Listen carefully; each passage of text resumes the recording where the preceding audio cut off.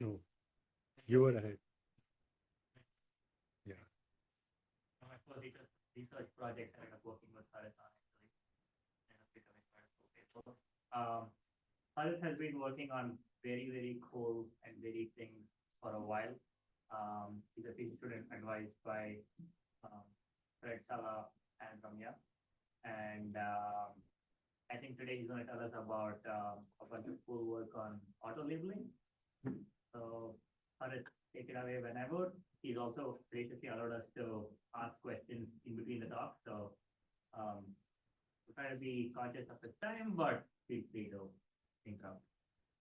Take it away, man. Cool. Thank you. Thanks, Karthik. So yeah, today I'll be talking about our work on promises and pitfalls of threshold-based auto labeling. This work is going to appear in NeurIPS 23, and it's going to appear as a spotlight. The joint work with Higuang Lin, who was an undergrad last year. Now he is doing masters at UPenn, and my advisors Fred and Ram. Okay, so let's jump into it. This is rough roadmap for the talk. First, I'll be talking about what is auto labeling and why should we care about it. In this, we'll see the data labeling problem and the wide adoption of auto labeling systems and the problems associated with them. Then we'll see how does auto labeling work, and in particular, we'll see a workflow of threshold-based auto labeling. And then we'll sort of dive deeper into how do we find auto labeling regions to do auto labeling. And then we'll see the analysis of threshold-based auto-labeling and the experimental results with that. And we'll also see some of the comparisons with active learning and selective classification. Cool. So as we all know, we need label data for supervised machine learning. For example, in the classical supervised learning setting, where you are building some classifier for a novel task. For example, you want to detect diseases using brain scans. Then you collect a bunch of brain scans and get labels for them. And then you have this label data, and you're going to train a model on this label data. And in the modern context, we have a lot of these foundation models which are trained on large scale, unsupervised or large scale unlabeled data. And even for these foundation models or LLMs, we need to align them or we need to fine tune them for a particular task. So there we need some supervised data. We need some label data to do supervised fine tuning. So how do we get labeled data? The usual solution is to do crowdsourcing, for example, using Mechanical Turk or many other platforms which provide crowdsourcing services. But the problem with them is it ends up taking a lot of time and they cost a lot of money if you want to get labels using these services. For example, building this large scale ImageNet data set, which is about 14 million images and 20,000 classes. It took a lot of human effort and multiple years to build this data set. So the question is, how do we get accurately labeled data while spending less time and money? So this is quite obvious, right? Um, Now, let's see, one of the approach that is sort of widely used in the industry is to adopt these auto labeling systems. What they try to do is you provide them unlabeled data and they will produce the labeled data as output. Some part of the data will be labeled by the human and some part of the data will be labeled by the models. So at a high level, you can think of these systems as, like trying to get some labels for minimal set of points from human, train a model on these points, and then try to predict the labels for the rest of the unlabeled data. Cool. So what can happen with these auto labeling systems? Like when you look at their output, this output, since it is containing labels from the models, they can have errors. Even if you assume that the humans are always correct, there could be errors in the labels produced by the models. And these errors are more, the consequences of these errors is kind of more severe than usual, like a machine learning model making some mistakes, because now these errors are in a data set in the form of labels, and these are going to be used to train multiple downstream models in different applications. So these errors will sort of remain there for a long time and will sort of propagate in different applications. Okay, and what we see is there are a bunch of these auto labeling platforms, and these systems are getting widely used in different kind of applications. For example, even high risk applications like healthcare, telecom, recruiting, etc. So we need to understand them and understand the nature of the errors. Yeah. So if I how to fit that the true data, then I have a labeling function. Mm-hmm. But here's coming up labeling function What do you mean by labeling function? so whatever auto labeling system that you have, Yeah. they given a minimum number of data points. Mm-hmm. And coming up the labeling function to assign labels. Mm-hmm.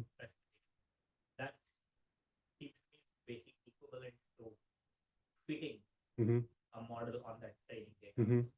And it's good only if it fits the true. Yeah. Yeah. Yeah. So, So you are kind of like going towards learning the best model. So there is some F star that you are assuming, and you're saying like if with some labeled data, I can learn the F star, then I can do the labeling using that. exactly. But learning F star is hard. Is what you want to label for, right? So is there a difference in difficulty? Yes, and indeed we'll see like through different examples that you can start with like very simple models which do not even contain F star, and with those also you can do auto labeling. So you never need to learn F star. Oh. Okay. Cool. So what we see is there is this wide adoption of auto labeling systems, and we see the consequences of errors. So we want to understand these auto labeling systems, and we saw that there is very limited amount of research or limited amount of public information available about them. So roughly our understanding is limited about auto labeling. And in our work, we try to address this gap by developing theoretical understanding of auto labeling. Okay, and in particular, we'll be looking into a workflow which is more closely inspired from Amazon SageMaker Ground Truth. So let's take a look at the workflow of auto labeling to make things more clear. Before that, let's first establish these two notions of measuring the quality and the quantity of auto labeled data. You start with n number of unlabeled points. The system produces auto-labeled data. Let's say A is this set of auto-labeled points, and NA is the number of auto-labeled points. With this, you can measure the coverage, which is the ratio of NA and N, essentially looking at how many auto-labeled points, how many points were auto-labeled out of the unlabeled points. And this is a good stuff. So as an auto-labeling system, you want to maximize this. Then you look at the number of mistakes that are made in the auto-labeled points. So then you can basically measure the auto-labeling error. That is a fraction of points where the system made mistake. Fraction of auto-labeled points where the system made mistake. So this is the bad stuff, and as a system, you want to minimize this. Okay, so let's see the workflow now. The input is the set of unlabeled points, which are sampled IID from some space X. And the user also provides an auto-labeling error tolerance, epsilon A. So we saw there is this auto-labeling error. And as a user, you do not want the auto-labeled data to have at more than epsilon A errors. Or this is the fraction, so you don't want the fraction of errors to be more than epsilon A. Now, in the like zeroth or the bootstrapping step, the system first creates these two sort of sets, training set and a validation set, and it selects a model class, confidence function. Then using this, it learns a classifier by doing empirical risk minimization on the function class H and the training data. Then using this model, you want to figure out where you can trust the model and where you cannot trust. And where you can trust, if you identify that region is the auto labeling region. And once you identify this auto labeling region, you are going to do auto labeling there. And the points that are falling in the auto labeling region, you are going to remove them from the unlabeled pool as well as from the validation pool, so that for the next round things are consistent. And for in the final step, you are going to get some more human label data and add that into your training set, and then go to step one. Yeah. So, how many samples do you have to learn the linear model? Starting off initially unlabeled. Yeah. Yeah. Yeah, you get this in the zeroth, like first bootstrapping step, you are getting this initial training set and the validation set. Okay. So you are getting some initial training set to learn the model. Yeah, this is just like a very high level workflow. I'll go into more details into each step. Yeah.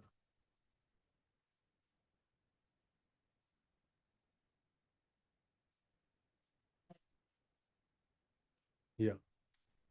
So you have that where you can't get good data.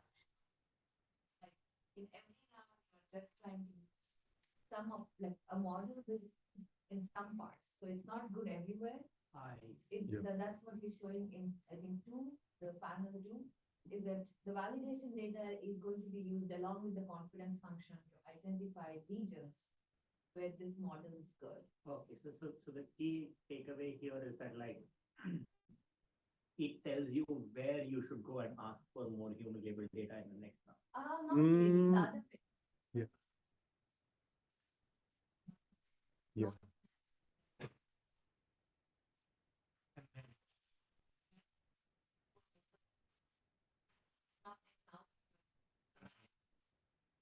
Go and just like do the full procedure of like randomly picking points in the remaining regions and so it's like the same goal as active learning, but from the opposite direction. So best model in the model class by using as few labeled data as possible. Here the best model will not be good. So if you just try to learn the best model, linear model you can have the Bayes error will be, I forget exactly how much you would have, but it will be quite large from there, right? Because it's an inner circle is one class, the outer circle.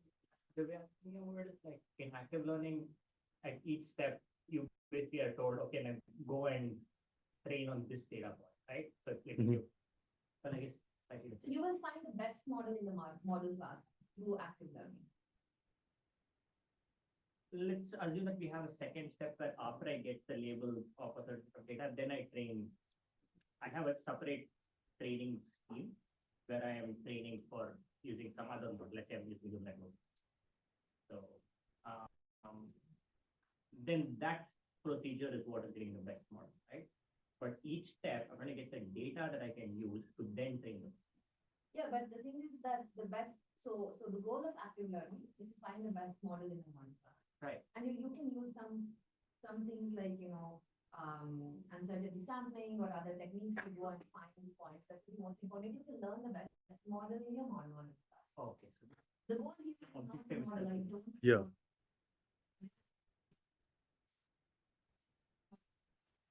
and my goal is to have labeled all the. Yeah.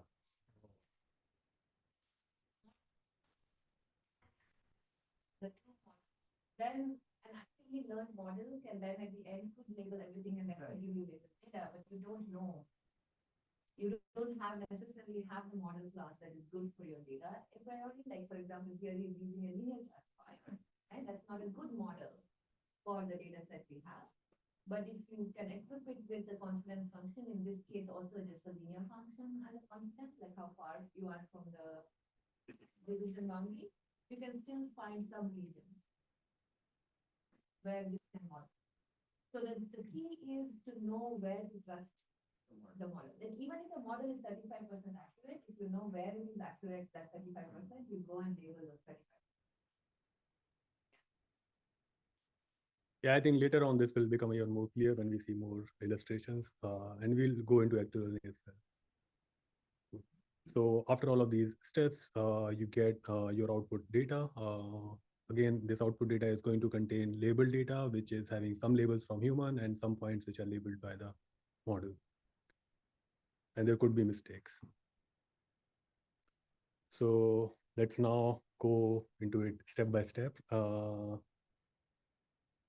This is the first step and the 0th step for bootstrapping. Here, you start with this unlabeled data and assume there is some true decision boundary F star, just to show like what are the true labels. But we obviously like we don't know this. So, and again, just to emphasize, our goal is not to learn the F star. So although there is some F star, that's not our goal. So you start with this unlabeled data, auto labeling error tolerance epsilon A, and this is the expected output. Here, the auto labeling error is again just looking at this figure. You can see the number of crosses divided by the number of hollow circles. The hollow circles are the ones which are auto labeled. So you want this auto labeling error to be at most epsilon A. And the coverage is just the number of these hollow circles divided by the total number of gray circles that you started with. So that's your coverage, and you want to maximize this. This is the expected output. Now, in the bootstrapping step, the system is selecting some model class or hypothesis class from which it is going to learn the classifiers. So here in this example, the X is just this R2, and you can constrain the norm. The number of classes is just 2, so -1 + 1. And consider this function family of linear classifiers. We all are familiar with this, and we know like the F star that we have seen here, it's not belonging to this function class. Other choices could be like the system can pick neural networks or some other function class that it likes. But for this example, I think we just sort of work out with the linear function. And there is also a confidence or the scoring function that's associated with the classifier. So this is a function g from x to some set t, which is a subset of r plus. And you can think of t as an interval between from 0 to 1. So some usual choice for the linear function family could be the logistic function, which is like 1 over 1 plus e to the power of mod of w transpose x. This is equivalent to just saying mod of w transpose x. And for the neural networks, you can think of the scoring functions as softmax scores. So for this example, we'll be just working out the details with the linear function, linear classifiers, and the linear confidence function. Okay, so it has decided on these two function classes. And now from the unlabeled data, you are selecting this initial training set and the validation set. So for the training set, you select a small amount of it and sort of gradually add more training more training data. And in the validation part, you are just going to sort of query sufficiently large amount of it and sort of use it for the rest of the round. Cool. So this is the bootstrapping that's done. Now let's learn the classifier on the training set. So yeah, you're going to do your usual empirical risk minimization on with this function family H and a detrain, the train data. Here I've written with the 0-1 loss, but like in practice, you are going to use some surrogate loss to minimize to do the empirical risk minimization. And after this, you have learned this classifier, which is predicting red in this red shaded region and the blue in the blue shaded region. Now, once you have this classifier, let's move on to the second step where you want to find the auto labeling region. This is the most interesting and most crucial part of this system. So let's sort of spend a little bit more time and look at it more closely.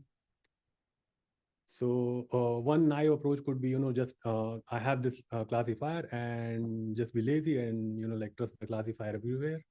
So, like just look at the predictions of this classifier on the unlabeled data and just get the pseudo labels or the auto labels on the rest of the unlabeled data using this classifier.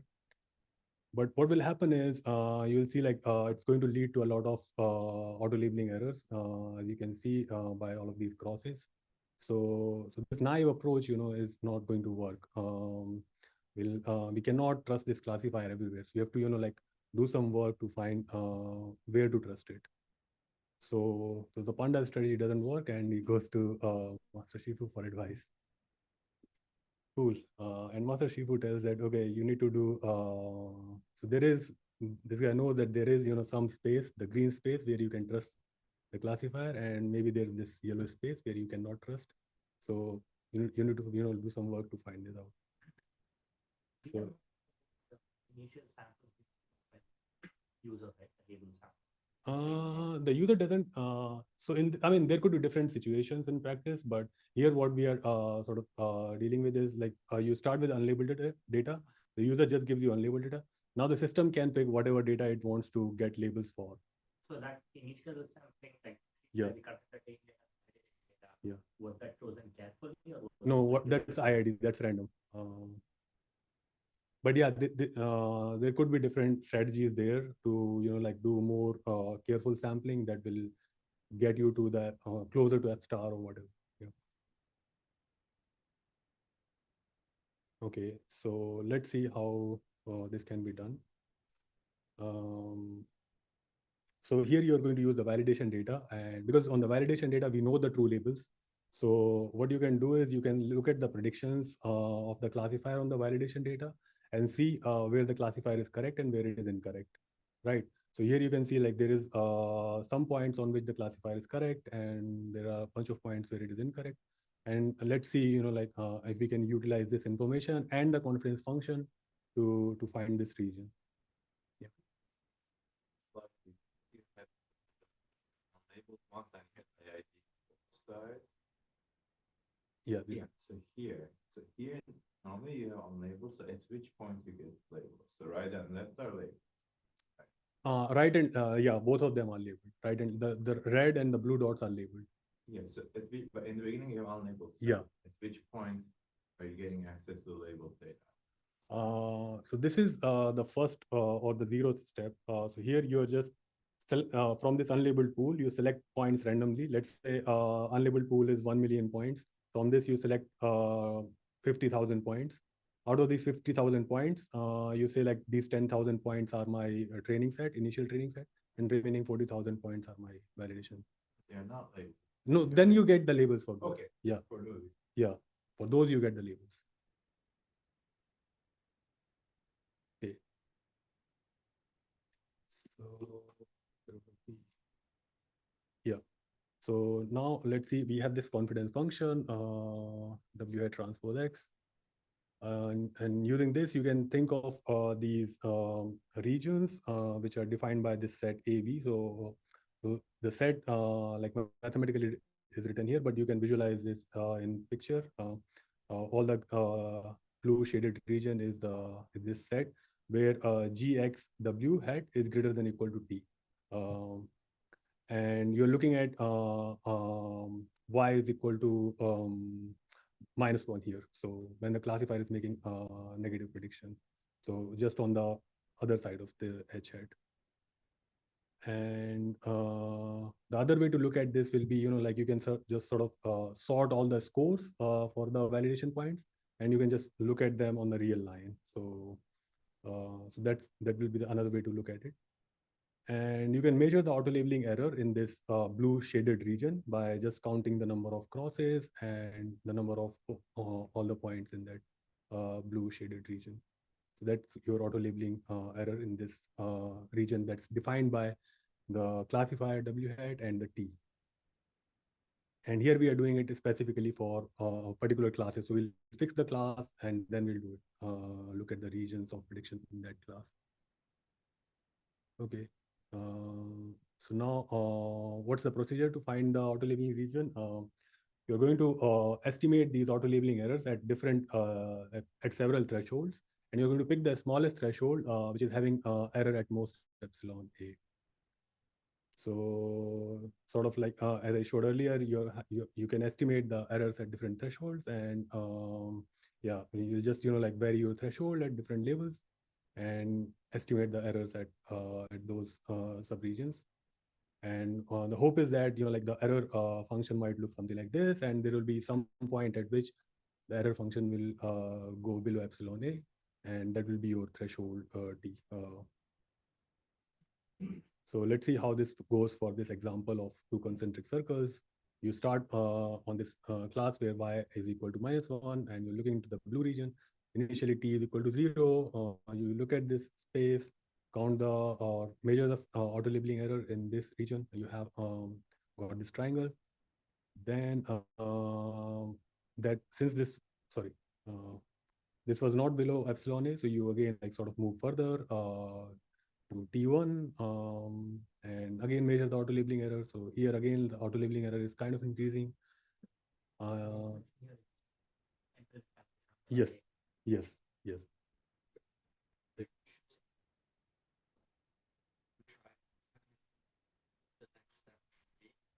You just sort of consider a discrete set of thresholds in practice. Maybe like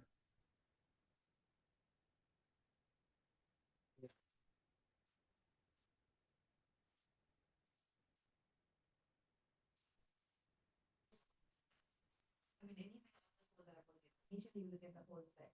Then you keep increasing your threshold, and now your sets are becoming smaller and smaller, and then you keep measuring your auto labeling error in each subsets, and then and you continue this until you find a subset where the auto labeling error is below the threshold you wanted, and that's your region. So it's like not like a geometric region, but you're kind of using it through the confidence function and the threshold values you're looking at combination. So yeah. There's like set of all points where you think the model's confidence is bigger than or equal to 0.7. yeah, that's what this real line is showing. So the blue shaded region on the real line is all the points where the confidence is bigger than T1. Next, you look at all the like points where the confidence is bigger than T2. So like whatever points that fall into that region, and you compute the auto labeling error on those and sort of record it somewhere, which I'm just illustrating using this plot. So eventually what we see is for this side of the classifier, we cannot find a threshold where the auto labeling error went below this threshold epsilon A. So let's see on the other side what happens. On the other side, things are looking a little nicer. So let's do the same thing again here. You start with t equal to 0, then you're looking into all the predictions on this side. Compute the error, it's kind of higher than this tolerance. Then you again sort of move your threshold further away from the decision boundary and compute the error again. So yeah, in the previous one we didn't reach, but now here now you can see in all of this like shaded region, you have the auto labeling error is 0, which is definitely below this error tolerance. Yeah. Show the sort of step function thing between triangle to triangle. That's like if you had calculated at every. Yeah, yeah, yeah. So I'm just showing it for some points, but yeah, if I mean, yeah. Point, it hasn't changed. Yeah.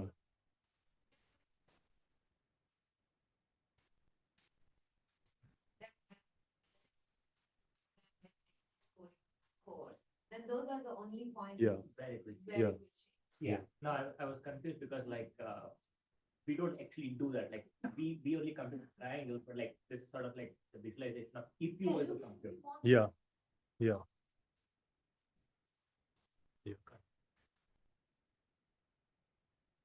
Okay.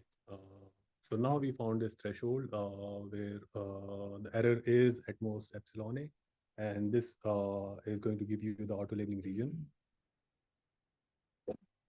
So now we have identified the auto labeling region. Let's do auto labeling in the identified region. Yeah.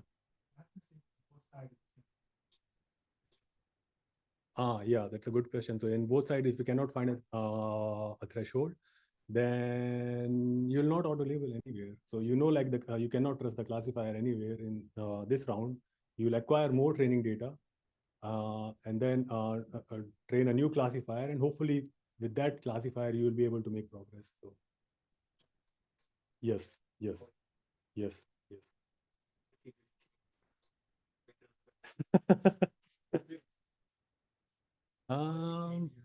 You can't change your epsilon a. Epsilon a is given to you by the user.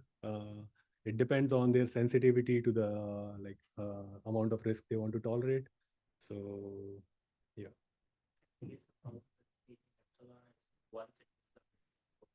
Yeah. Yes. Yes.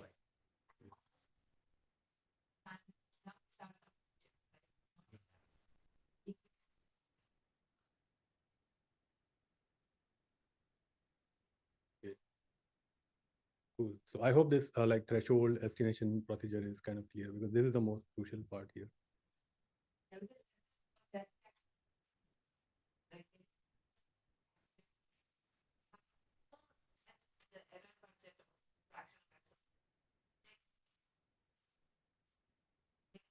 Yeah.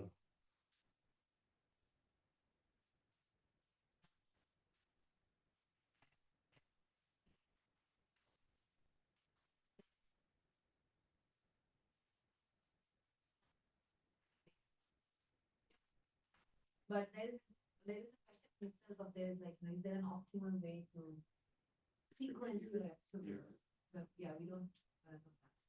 Here we are just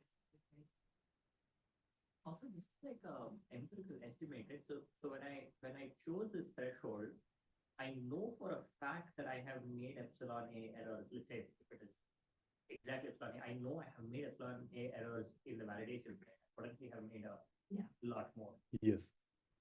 So that's where I think we have the theoretical analysis that analyzes this particular thing. You can have access auto labeling error, and we derive bounds on that. Yeah. But yeah, I guess like we are all sort of following it, so that's great. And sort of moving further. How much time? Yep. Okay. Um, so so now after identifying this auto labeling region, you are going to get the predictions of the model in on the unlabeled data that are falling in that region. So we look at the unlabeled data and just impose this region, the auto labeling region on the unlabeled data, and those are auto labeled now, and you're going to remove them.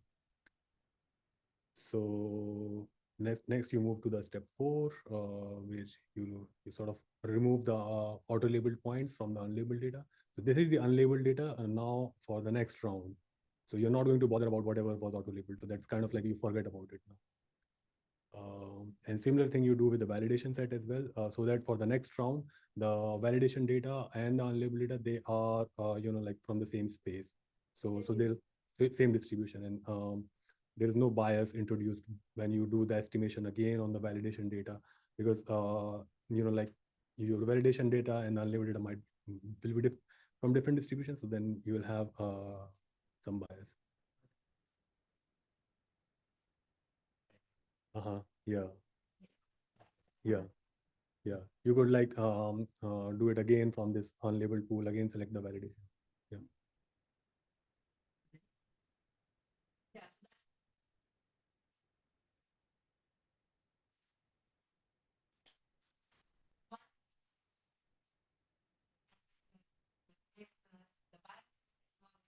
Yeah, yeah, yeah, yeah, yeah.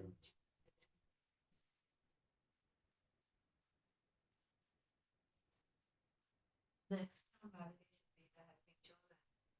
Yeah, yeah, yeah.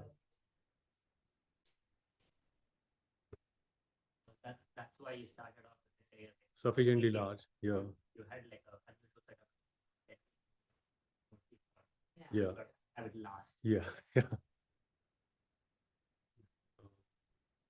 So that's fine. Now, after this, you get some more human label data for training. So you look at the classifier, you're going to use the classifier and the unlabeled data to figure out the next batch of points that you're going to get labels for from the human. And this is going to be used for training. So you're going to maybe use some active querying strategy like uncertainty sampling or something else here. Um, so this data is now added in the training pool, and you go back to step 1 where you do the training of a model, then do auto labeling again. So this process goes into the loop until you get all the label data as output.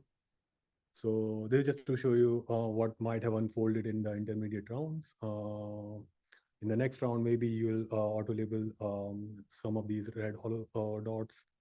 Next round, you sort of maybe you'll be able to auto label the blue and the reds, and in the final round, you sort of auto label everything. And you can kind of put together all the auto label data, and you can see how this might look. And in this auto label data, in the final output label data, you have a bunch of these solid dots and a lot of these hollow dots. So there you can see where the system has made auto labeling mistakes, and you can compute how the. So this is like just for illustration, but in practice, you may not be able to know because you have to again like get two labels for just to measure the auto labeling error as well. So here, at least for the illustration, we can see that auto labeling error is at most 1% and coverage is greater than 95.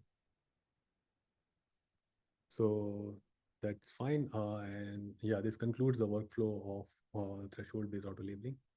Curious, the Yeah. validation choice, if you're proving your bounds, is it like a constant sample? Is it like some fraction of the training data? So he will tell you the analysis like how large the validation data sets should be. Like, Because what I'm thinking is like in the end, you sort of get like a free set of corrections where you can go back to your validation set and like what are the mistakes you made that you can just like flip them back. Right? But does it affect the bound at all? Because like the project computation in the beginning, you're going to be labeling based on your auto labeling function. And you measure a bunch of errors on the validation set. Now in the end, when I'm done, when I want to do validation, when I want the true labels, I can go to the validation and just say, like, okay, I need to know what the true labels were and flip them back. so I don't think I quite understand. Maybe we can chat about that later. So we saw the workflow. Now let's look into the analysis and the experimental results. So as sort of it came out in between as well, because we are doing the estimation on the validation data to figure out the threshold. But in reality, the true or the population level auto labeling error could be, like much higher than this estimate. And as you can see in the right sketch, because of this, since you are finding the threshold using this red estimated line, you have found an overly optimistic threshold. And with this threshold, you could have incurred a higher amount of auto labeling error. So this gap you can sort of refer to as excess auto labeling error. So in our analysis, we in the general settings without any assumption on the distribution and the function class, we derive upper bound on the excess auto labeling error, which is of the order of 1 over root NB, plus the Rademacher complexity of this extended hypothesis class, which I will explain later. NB is the number of validation points. So this is the upper bound in the excess auto labeling error. And we also derive a lower bound on the number of validation samples that you need to ensure that auto labeling error is below epsilon A. And this is omega of 1 over epsilon A square. And we also instantiate the upper bound for a specific case where we make assumption on the data distribution, that's uniform distribution on unit ball in RD and homogeneous linear separators. Yeah.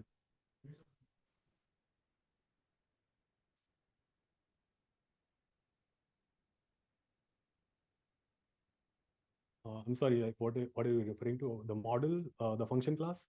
The model. That's what.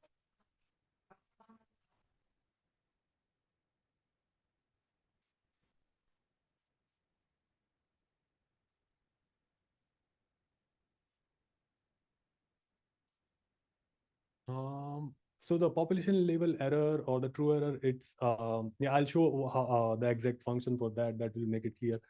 Essentially, here we are not assuming that the labels are not stochastic.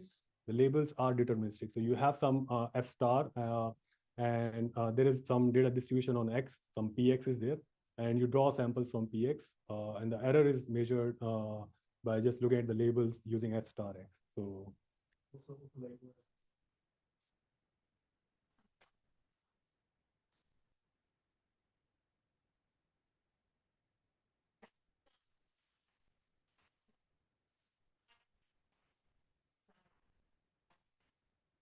He is providing a bound on the errors that the auto labeling system makes. Right? The auto labeling system can make error. So what Harit is bounding, the upper bound is on the excess error like like if you look at the error in how much error is in the auto labeled data, he's providing a bound on that as a function of how much validation data you have used and the combined complexity of the model class and the complex function. But if it's still not clear later, maybe you can. Yeah.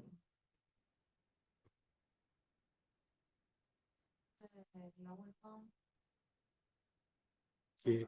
In which case this lower bound succeeds? You mean a particular setting? Yeah. So this lower bound we derived using Feller's inequality. I can share more details. Yeah. Anti-concept. If you don't toss it, then error with so because the validation is being done in a it's a path like it's like if the validation is done using the previously collected data, so you can kind of map what you're doing with validation as literally like text with the validation.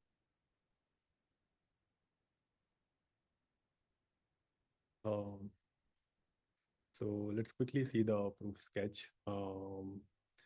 Before that, let's just revisit the definitions of the different regions and auto labeling error. So this is what we are doing on the validation data. You look at the GX greater than equal to T. So that's defined by the blue region, sorry, the green region here. And you'll compute the auto labeling error in that particular, like all the green shaded region. So this is the estimate on the finite samples, and there is some population level version as well. So if you have, like this, the data space and the distribution, with that you can compute the population level auto labeling error, which is given by this E of H given T. And what we want is we want to have this uniform bound with probability 1 minus delta. That is this error h given t is at most the estimated error on validation data plus this psi of nv delta h g and t. This is some sort of like upper bound, which is a function of number of validation points, delta, hypothesis class, confidence function, and t. And you want this to hold uniformly for all H and all T. So let's see, how do we prove this? There are two main insights. One is to look into this extended hypothesis class, which is defined by HT, G. This is a Cartesian product of H and T. Here, a function H, T in this function class is given by this picture you can see where, if the GHX is bigger than T, that is the green space. So in the green space, you are predicting HX, and in the yellow space, you're not predicting, you're abstaining.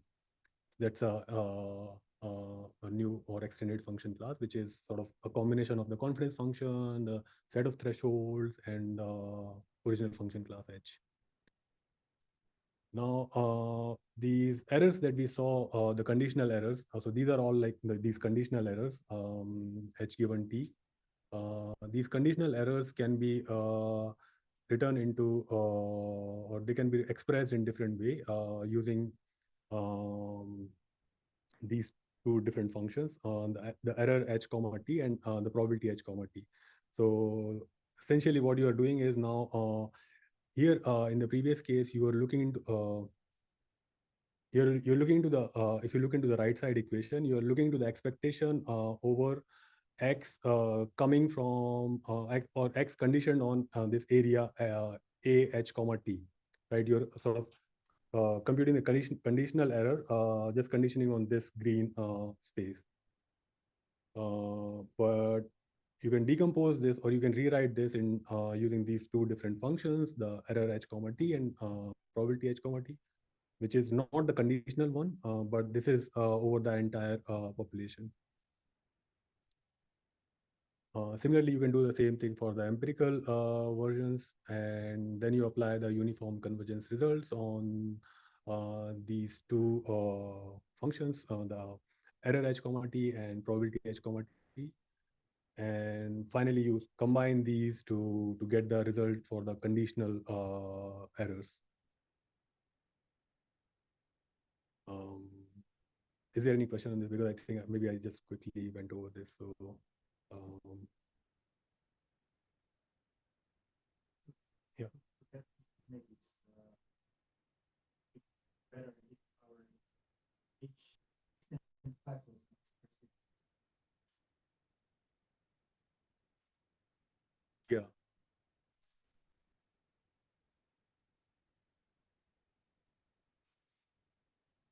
Um, so just looking at this bound, you will have the Rademacher complexity term, or even in the like earlier when I was showing a high level statement, you have the Rademacher complexity term appearing. What this suggests is if you have a more complex function class, this is going to be high. So the excess risk could be higher when you have a more complex function class. And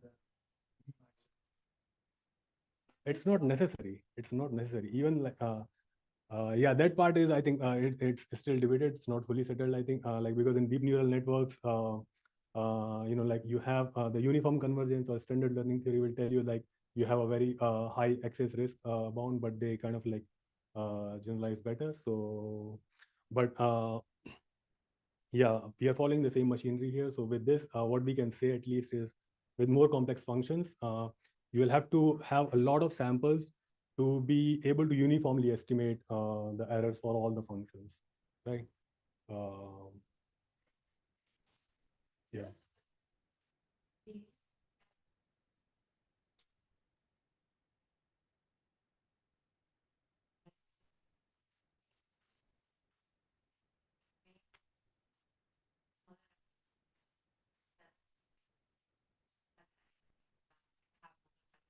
Yeah.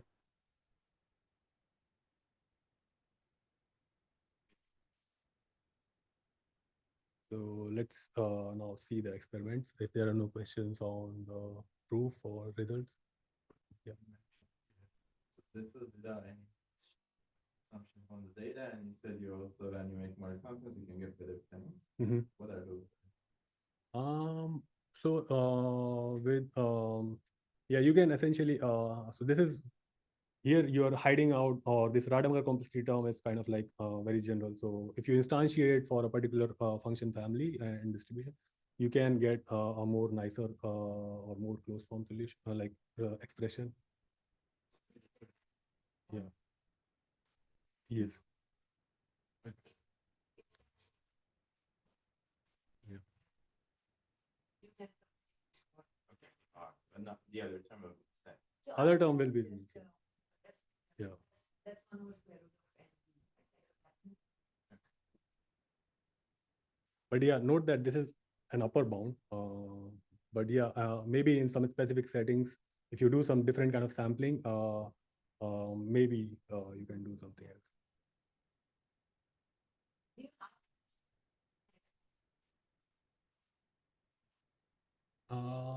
I don't have it in the slides.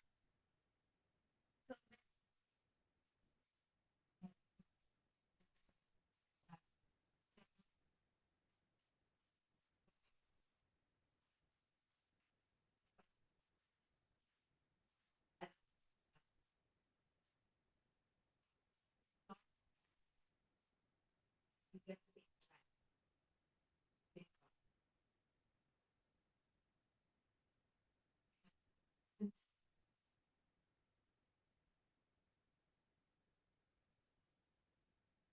Okay. So before experiments, just like going back to active learning because this is kind of like a common question and a common baseline as well. If you do active learning first and then do auto labeling using that function. So just to sort of refresh memory, active learning is a setting where you have let's say some true or some best function in your function class h star, which is minimizing the expected risk. Now, your goal is to learn this H hat, which is having error close to H star. So the expected error of H hat should be very close to H star. And ideally, you want this to go to 0 as you get more samples.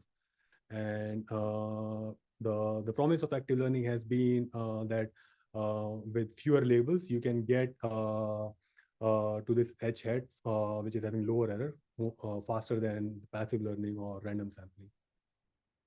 And there has been a lot of work over last like 2-3 decades by a lot of great people. And in the selective classification world, this is precisely the same as the threshold estimation part I was talking about, where you're given a classifier and you want to figure out where you can trust the classifier and where you cannot trust the classifier. And there has been also like very good foundational work on selective classification. So now sort of natural baseline will be to just do active learning first and then do selective classification to do auto labeling. And let's see for this circles example, we can run the simulation. So we saw the sketch, but let's see how it actually works in practice or when you actually run the algorithm. So this is the first round's output. I hope you can see the colors. I'm not sure. I need to revise this figure. So I can see, but I'm not sure about this. So basically what's happening is in each round, you are learning a different classifier and some part of the data is getting auto-labeled and that's getting removed. So you can at least see the chopped, that some region is getting chopped off. And eventually like this is all like orange and blue and everything is auto-labeled in that. Finally, you see this output, which is this like inner circle is auto-labeled blue and outer circle is auto-labeled with orange. Yeah, the left one is, this is the output for threshold-based auto-labeling, and this is the output for active learning plus selective classification. So again, like in the active learning, you are doing, you're learning the best classifier from the linear function family, which is obviously going to be bad here, no matter how many samples you provide. And with that, you will only be able to auto-label just this part. But if I did active learning with a different hypothesis class, there is that sort of potentially different, right? Yeah. So one sort of is active learning cannot fit it, and it's trying Yes, to do it. yes, yes, yes. And the thing is, we do not know ahead of time what function class will be good. And this you can see by plotting the error and the coverage with by varying the number of training samples. Even if you keep providing more training samples, the coverage for active learning and select classification is not going to go up. But for this method, TBAL, it goes up and kind of reaches close to 100%. Okay, so let's see some experiments on real data. So here, what we do is we fix the auto labeling error tolerance for each experiment, and we vary the maximum number of training points. Sorry, we fix the maximum number of training points that the algorithm can use, and just vary the number of validation points. So the different amount of validation points, how the algorithms perform. We see this on these 3 data sets. One is a synthetic data set of unit ball, which is like 30-dimensional unit sphere and with linear function as a separator, and IMDb dataset and tiny ImageNet. For these different datasets, you have different error tolerance. For unit ball, we are using 1%, for IMDb 5%, and for a tiny ImageNet 10%. The number of classes for tiny ImageNet is way more, like it's 200. And across all of these settings, what we see is when you have a smaller amount of validation data, you see these red boxes where here it is violating the auto labeling error constraint. Here also it's violating the auto labeling error constraint, but as you provide more validation data, it's better, it's able to maintain the constraint of epsilon A. And also the coverage also has high variance when there is smaller amount of validation data. Yes. Mhm.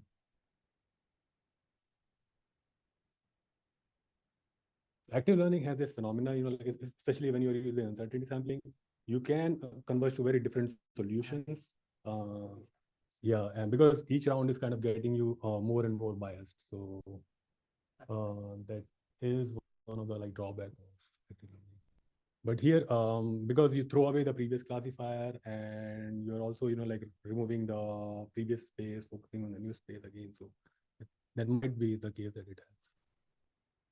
So yeah, what we see is overall with less validation data, we have high auto labeling errors and high variance in coverage. And if you provide sufficiently large validation data, the auto labeling errors are less, and in particular, it can meet the auto labeling error constraint, and there is lesser variance in the coverage as well.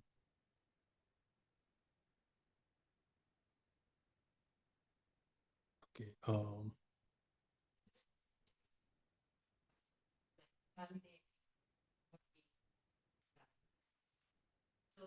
That's the pitfall part is the fact that to be able to trust these systems, you do need the validation data becomes very important. So when you see kind of promises from systems that say that somehow they're going to magically provide you without humans good labels, you should always be skeptical of.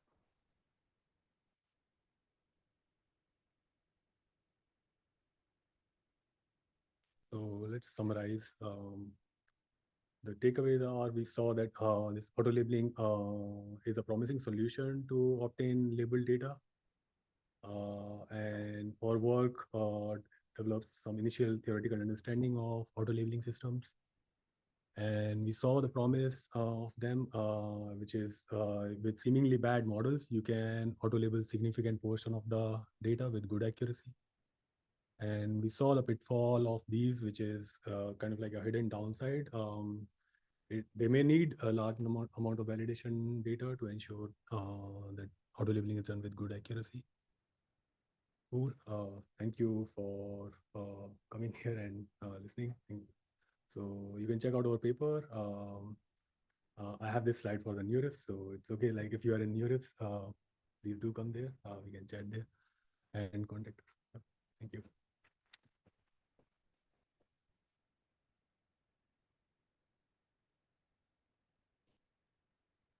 Time, but if Bharat is willing to stick around for a few more minutes, we can take a couple of questions. Bharat? Yeah.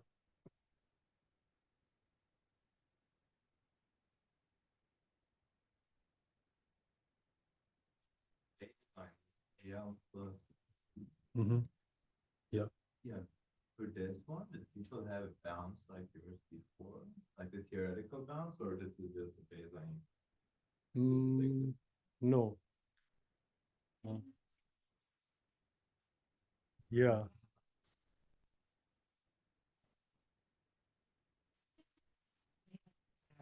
If you just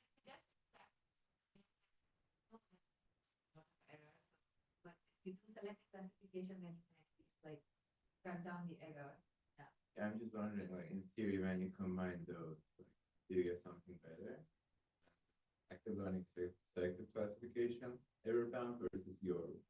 So in general, you will not get because even active learning without any assumption on the data distribution, you end up with similar sample complexity bound as passive learning, which is of the order of 1 over epsilon square.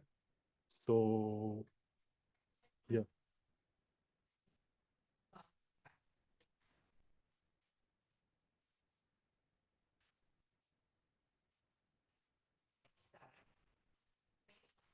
You're using the H star produced by the active learning and provide that with the selective classification to do automation. So depending on the setting, you will, for example, in the concentric circle, for example, the coverage you can get is going to be limited because the best linear classifier is not very good. And so if you don't want to make a lot of errors, you can only label small subset of data. So the bound on the coverage will be very different. But the idea of like how you do the analysis is very much inspired by because the round by round analysis that we do we are very much inspired by how people do round by round analysis in active learning and trying to understand how the confidence function region works. We're very much inspired by how selective classification looks like combined hypothesis class and confidence function. So it requires a little bit more work than just putting it together, but the recipes used by each of them are very, very exciting.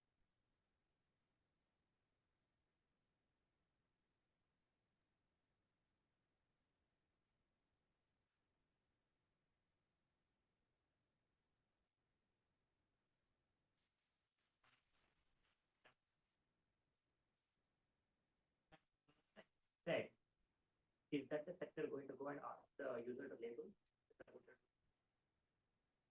In auto labeling or in Yeah, the baseline. as a baseline when we use active learning. So so you don't select all the points in one shot. You're going to do it in multiple rounds. Again, you do the same procedure, which is like you get some initial data, train a model, then figure out next batch of points, which will take you more closer to H star. Right. Right. Points are active to select is Yes. Yeah. So it will only have those points as human labeled, and then in the end, it will do auto labeling, remaining unlabeled data.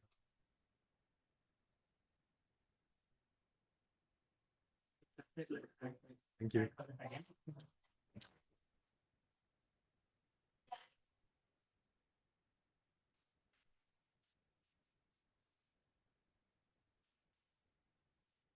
Please ask as many questions with experience with these.